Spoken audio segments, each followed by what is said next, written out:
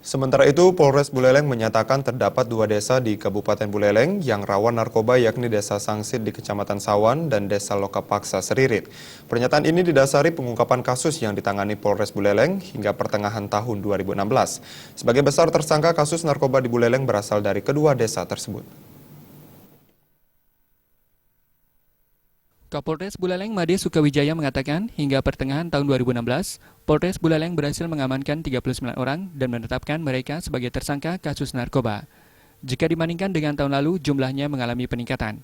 Sepanjang tahun 2015 lalu, jumlah tersangka dalam kasus narkoba yang berhasil diamankan Polres Buleleng mencapai 33 orang. Dari angka tersebut, hampir setengahnya berasal dari Desa Lokapaksa dan Sangsit, dengan rincian 11 orang dari Desa Lokapaksa dan 8 orang dari Sangsit. Melihat tingginya pengungkapan kasus narkoba, Polres Buleleng kemudian melakukan pemetaan daerah rawan narkoba.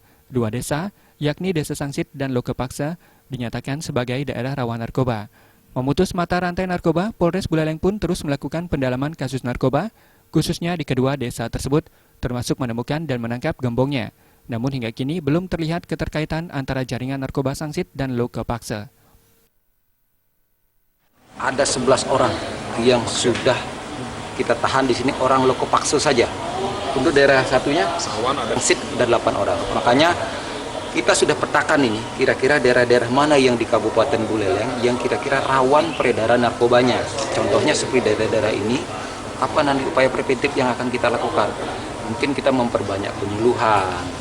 Karena dari jumlah tersangka yang kita evaluasi dari daerah-daerah tersebut itu yang mendominasi daerah Sawan dan daerah Sangsit. Polres Buleleng pun memastikan pihaknya terus mengintensifkan pengungkapan kasus narkoba dan mengejar pelaku-pelaku lainnya yang belum terungkap.